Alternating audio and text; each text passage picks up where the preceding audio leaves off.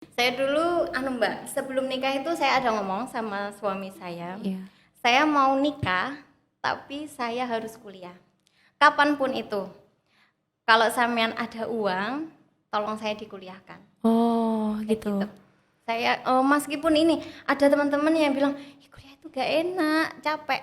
Enggak, bagi saya kuliah itu luar biasa. Saya ketemu banyak teman-teman, ketemu dosen. Saya tuh seperti ada hal baru yang saya temui. Berbicara mengenai berbagai macam usaha yang udah Mbak buat nih, kalau boleh tahu berbicara tentang omsetnya itu kira-kira berapa Mbak? Satu bulan sekitar 100 plus lah. 100 plus satu bulannya 100 ya. dikali sampai berapa? 1 tahun itu udah lumayan ya Mbak? Satu tahun sekitar 1 M plus lah. 1 M plus. Jangan lupa like, komen, dan subscribe. Dan 3 komen terbaik akan mendapatkan free gift hijab dari Arsya Hijab.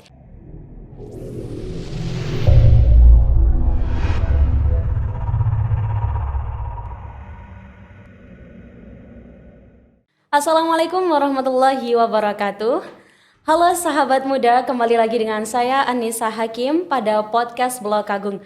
Podcastnya Fakultas Dakwah dan Komunikasi Islam Institut Agama Islam Darussalam Blok Agung Banyuwangi. Baik, kali ini kita kedatangan tamu yang sangat istimewa tentunya, Mbak Nur Yatimah, salah satu mahasiswa dari program studi Bimbingan Konseling Islam Fakultas Dakwah dan Komunikasi Islam Institut Agama Islam Darussalam Banyuwangi. Dia merupakan salah satu mahasiswa yang di sisi lain bergelut dalam bidang usaha menengah online. Tentu saja, mari kita langsung bertemu dengan Mbak Nur Yatimah. Assalamualaikum Mbak Nur Yatimah. Waalaikumsalam. Ya, apa kabar? Alhamdulillah. Alhamdulillah. Mbak Nur Yatimah merupakan salah satu mahasiswa program studi Bimbingan Konseling Islam.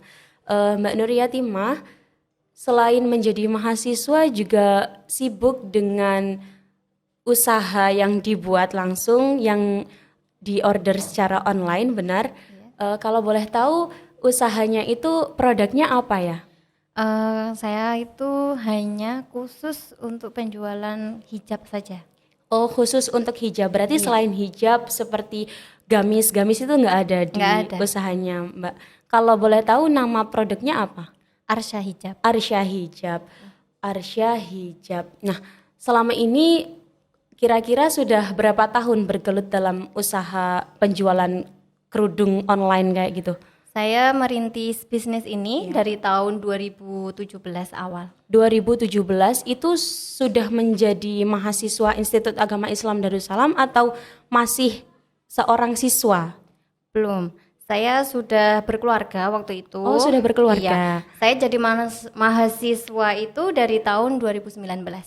Mahasiswa 2019 berarti berkeluarga dulu baru menjadi mahasiswa gitu. Kalau boleh tahu juga Mbak Nur Yatimah ini di bidang akademik mahasiswanya aktif ya? Maksudnya setiap hari juga masuk kan, kalau dilihat ini kesibukannya juga lumayan lah ya, antara ngurus bisnisnya terus ngurus keluarganya juga ngurus kuliahnya. Ini kira-kira gimana sih mengatur waktu untuk bisa memegang semuanya gitu, menghandle semuanya gitu? Kalau saya itu prinsipnya satu, Mbak. Kalau saya di kampus, saya harus fokus untuk kuliah. Kalau saya di rumah, ya saya fokus ke keluarga dan pekerjaan saya. Jadi saya itu nggak ada ceritanya bolos, nggak kuliah. Pasti saya itu selalu berangkat. Pasti selalu berangkat setiap hari. Iya. Terus anaknya itu dititipkan di mana? Kalau anak ikut suami. Kebetulan saya itu usaha bareng suami. Oh, usahanya berarti kombinasi dengan suaminya. Yes. Jadi suami saya di bagian penjualan juga, saya juga pegang. Masing-masing pegang sendiri-sendiri. Jadi kalau mau diajak kemana aja gitu, suami saya oke-oke aja. Dia kerjanya nggak terikat waktu, dimanapun. Motivasi untuk Mbak Nur Yatimah ini bisa membuka usaha seperti itu dari mana, Mbak? Dilihat memacu apa gitu kok bisa sampai membuka bisnis, sampai bisnisnya berhasil kayak gini, sampai wah gitu. Gimana? Sebenarnya dulu itu saya cuma seorang karyawan yang bekerja sebagai tukang ketik. Tukang ketik. Iya, dulu tukang ketik di Banyuwangi Kota. Dan tapi saya itu juga nyambi sama jahit baju, punya tetangga kayak Vermak gitu, Mbak. Nah, waktu itu saya masih awal-awal nikah, rencananya mau menunda, belum mau punya momongan dulu ya. Ternyata saya hamil. Setelah hamil itu, saya kan orang hamil tuh pasti nggak kuat ya, Iya. gimana ya, kayak gitu. Terus saya keluar dari kerjaan saya, terus otomatis saya kan nganggur, cuma jahit aja. Jadi terus suami saya itu berinisiatif. Awalnya sih suami saya emang suka jualan online, jadi terus dia itu lihat satu model hijab zaman dahulu, tahu nggak sih Mbak? Yang segi 4 tasel. Oh iya, heeh. Ya, Segi 4 yang renda-renda ya. Iya, itu. Awal itu Mbak, dia posting di Facebook, Iya. laku 10 biji itu saya bela-belain ke Banyuwangi Kota, ambil kain, ke Genteng beli renda, balik lagi ke Serono. Oh itu baru pertama kali langsung upload 10, langsung laku 10 hijab. Iya, laku 10. Terus waktu itu terus mikirnya gini, ternyata laku juga ya. Ya udah dikembangkan. Saya bagian desainnya, saya mikir produknya, saya mikir harganya. Kebetulan saya juga akuntansi, jadi ya agak gampang lah ngitung kayak gitu. Terus suami yang jualan. Suami yang jualan. Iya. Oh, berarti yang jadi marketingnya suami gitu. Ya waktu itu begitu. Soalnya saya belum ada karyawan nih Mbak. Saya jahit sendiri sampai lembur-lembur. Ya terus alhamdulillah sih. Sampai sekarang. Iya perjalanannya. Dan akhirnya sekarang sudah membuka toko, sudah punya karyawan, dikembangkan sampai sedemikian rupa. Karena usaha yang Mbak buat ini secara online, jadi aplikasi apa sih yang buat Mbak order jualannya itu, kerudung-kerudungnya itu Mbak order di aplikasi apa aja karena online? Apa Shopee, apa hanya Shopee, Tokopedia gitu? Saya nggak order Mbak. Oh nggak order. Saya produksi sendiri. Oh produksi sendiri. Terus dikembangkannya lewat Shopee. Ya Penjualannya lewat marketplace, ada Shopee, Lazada, Tokopedia, sama TikTok Shop. Berarti hampir semuanya Mbak masukkan ya, Iya. penjualannya. Ya seperti kita menebar jala. Ya. Seperti itu. Terus kira-kira nih pembeli atau konsumen untuk produknya Mbak ini dari kalangan mana aja? Kalau boleh tahu. Pembelinya itu Iya. kebanyakan dari luar pulau. Oh, luar pulau. Iya, Sumatera, Sulawesi, Kalimantan, NTB. Ada lagi, saya kan ada Shopee luar negeri. Oh, pakai Shopee luar negeri juga? Ya, jadi penjualan itu kebanyakan di Malaysia. Di Malaysia. Gitu. Karena Mbak sudah mengembangkan usaha kerudung jilbab ya, kenapa nggak punya inisiatif untuk membuka produk baru lagi seperti dress gitu kan, ada matchnya gitu, ada matchingnya dengan kerudung yang Mbak buat gitu mungkin, jadi lebih ketika orang lihat ketika orang-orang lihat foto-foto yang Mbak up di media gitu, jadi kan langsung nyambung, oh aku beli dress di sini juga kerudungnya udah dapat juga, jadi satu gitu, nggak hanya kerudung doang gitu. Gimana? Ini masih ada rencana sih. Oh, punya mau rencana. bukanya kayak kalau gamisnya sebenarnya kayak belum, cuma seperti outer gitu loh Mbak. Oh, outer ya. Anak-anak muda sekarang kan seneng pakai kayak gitu, terus jahitnya juga nggak rumit. Ini masih cari-cari karyawan lagi, soalnya 6 itu beneran nggak nutut Mbak buat penjualan. Produk sendiri, buat sendiri, terus sekarang juga udah punya rencana buat produk baru yakni outer. Outer juga kan sekarang di masa-masa muda-muda ini, mbak-mbak santri pun juga sering menggunakan outer, karena bagi kita juga outer itu kan simple banget gitu. Kalau dilihat dari cara pembuatannya pun simple gitu ya, enak gitu. Terus nih, kalau sudah di rumah, Mbak kan juga ngurus usahanya di toko apa di mana? Di rumah aja. Di rumah. Tapi depan rumah itu ada tokonya. Oh, di depan rumah ada tokonya. Toko itu yang mengelola juga karyawannya. Iya.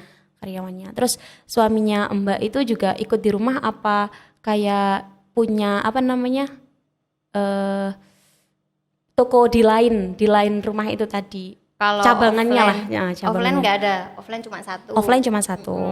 Suami saya dimanapun saya berada pasti ada dia. Nah, dimanapun Mbak berada pasti Iya. ada dia.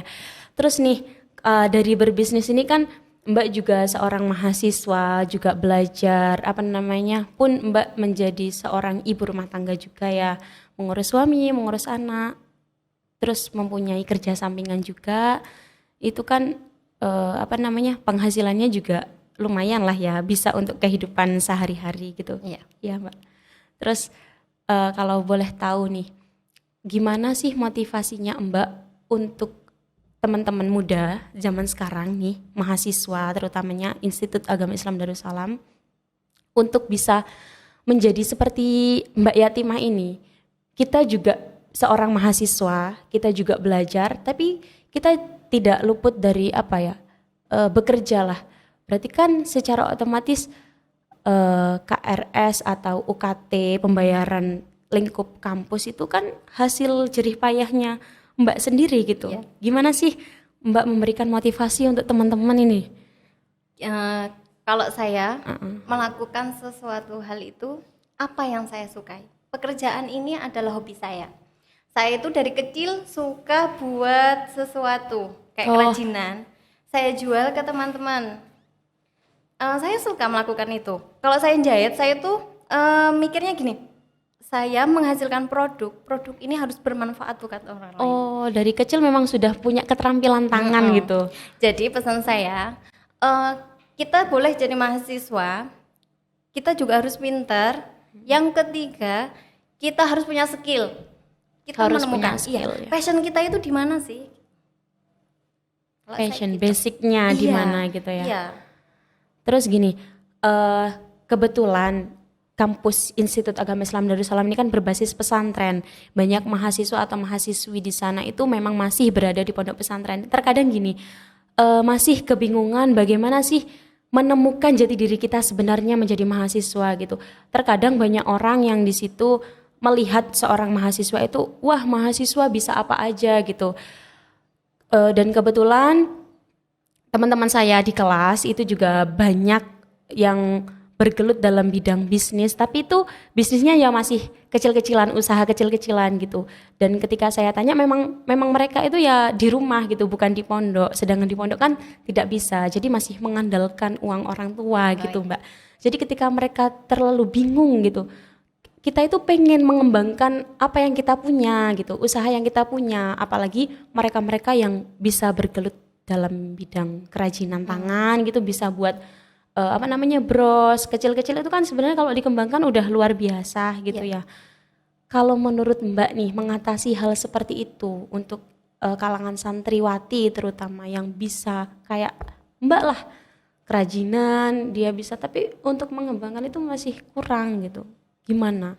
Kok dulu juga bisa Mbak ini sampai mengenal online, sampai bisa percobaan dan berhasil gitu. Awal mulanya nyobanya itu gimana? Apa dari suami itu tadi? Iya. Suami saya itu ya orang yang selalu mendukung saya.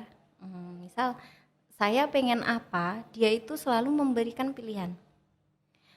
Apa untungnya dan saya itu harus bagaimana. Jadi saya melakukan bisnis ini, katanya Mbak kenapa tadi saya enggak jualan lain-lainnya. Itu pertama suami saya sudah membentuk saya itu begini. Kita jualan hijab harus fokus ke hijab aja. Oh, fokus pada satu berarti Iya, satu produk. bagaimana kita mengembangkannya. Bukan kayak orang itu mengenal saya sebagai Mbak Arsya, Mbak Hijab, penjual hijab gitu. Jadi kayak saya itu sudah membentuk apa ya?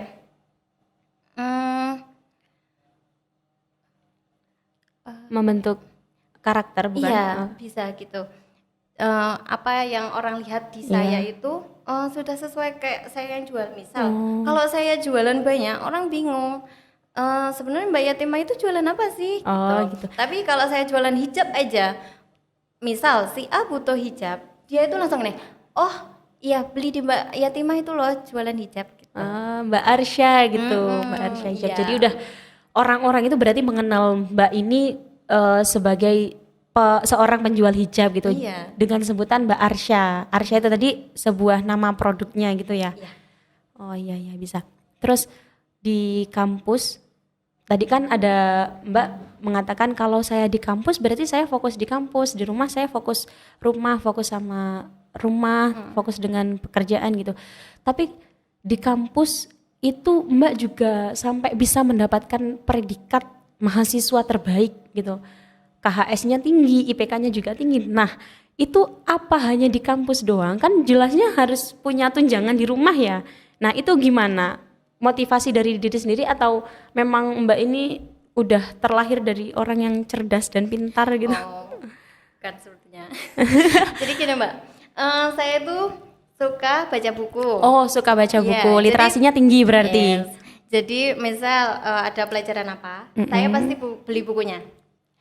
Pasti beli Mbak? Iya. Kalau tertarik berarti langsung beli gitu, beli bukunya. Meskipun itu nanti entah saya langsung baca atau tidak, pasti saya membutuhkannya. Soalnya ketika saya buat tugas, itu pasti harus pakai referensi ya. Pakai Saya nggak referensi. suka kalau ambil referensinya dari jurnal aja. Jadi harus teratas itu saya pakai buku. Pakai buku. Iya, saya terapkan begitu. Untuk belajar, ya sebenarnya saya tuh lebih fokusnya di kelas saja sih. Kalau di rumah kan saya sudah sibuk. Sudah punya banyak sambian gitu. Iya, jadi di kelas itu ya udah itu kesempatan saya untuk memahami. Jadi saya pasti duduknya paling depan sendiri, depan dosennya. Apalagi saya dalam keadaan min kayak gini, kalau nggak pakai kacamata ya wis nggak kelihatan.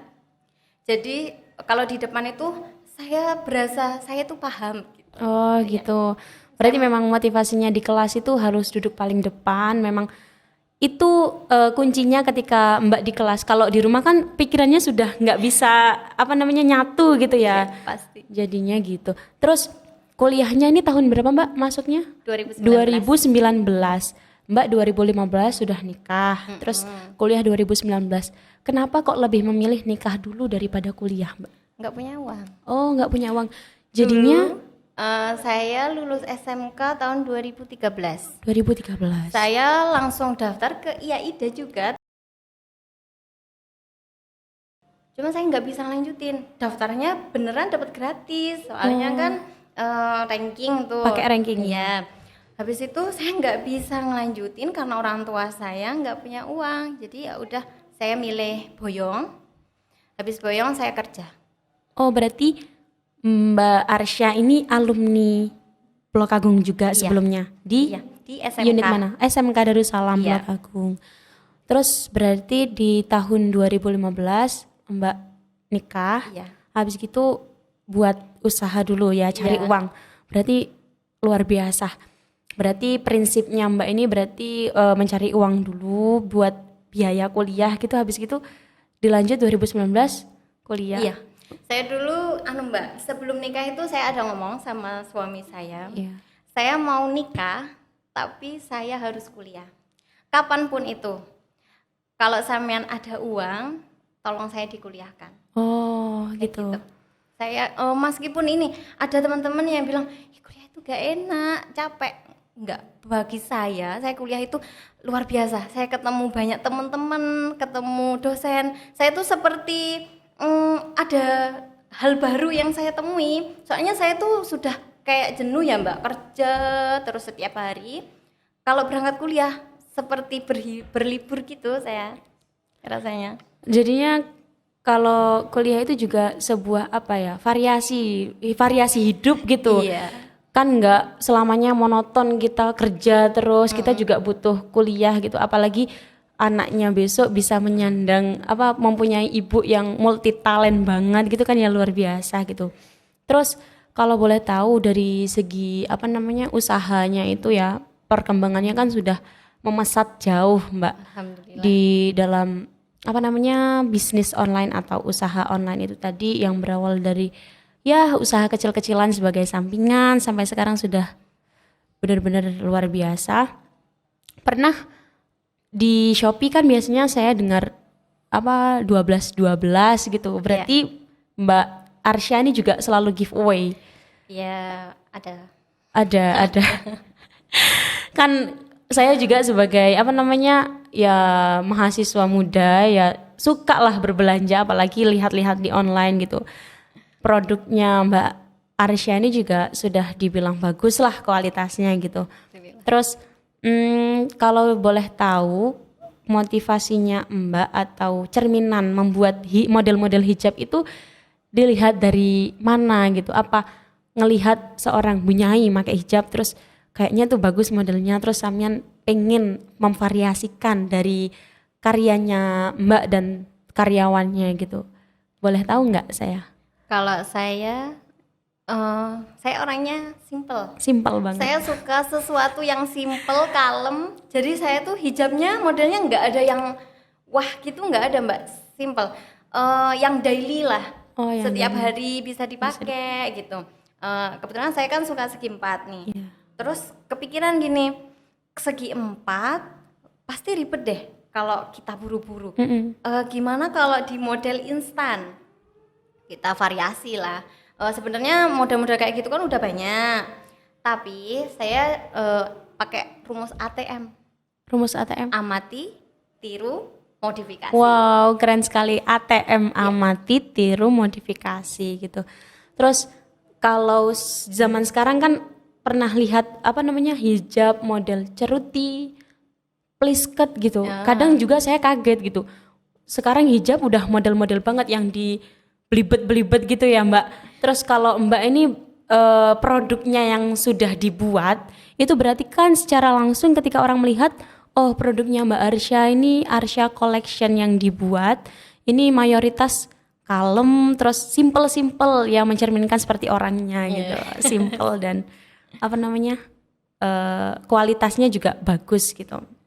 Oke Mbak Arsya, berbicara mengenai berbagai macam usaha yang udah Mbak buat nih, kalau boleh tahu berbicara tentang omsetnya itu kira-kira berapa Mbak?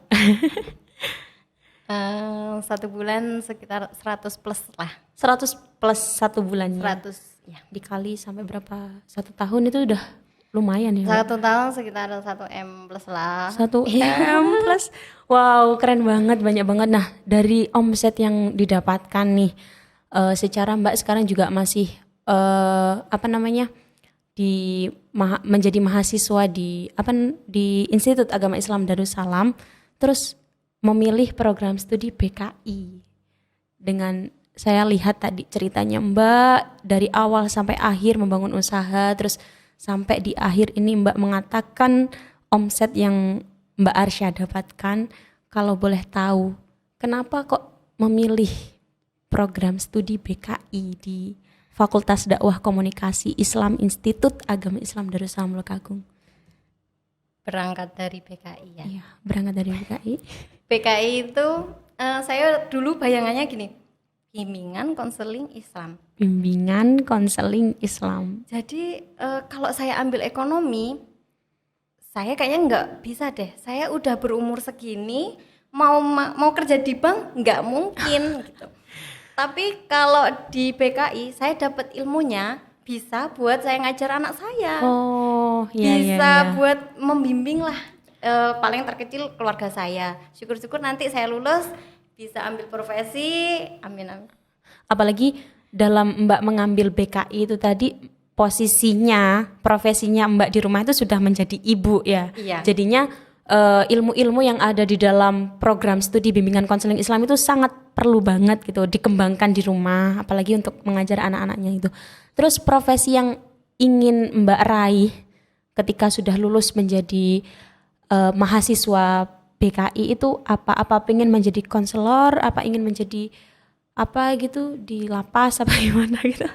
Sebenarnya bukan ke arah jadi konselor sih. Oh enggak. Cuma Terus saya itu setelah semester 5 ini tahu BKI itu seperti apa, saya ada kayak apa ya, pencerahan.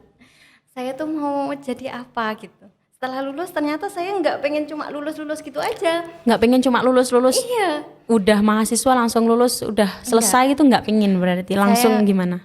Saya masih pengen lanjut lagi. Kalau nggak S2 nanti ambil profesi. Kenapa saya ambil itu? Karena saya pengen lebih bermanfaat lagi buat lingkungan saya terutama gitu. Karena di lingkungan saya itu Mbak, anak-anak kecil itu banyak banget. Banyak banget. Iya, saya suka. Mereka datang ke saya cerita, Mbak, saya mau cerita, curhat.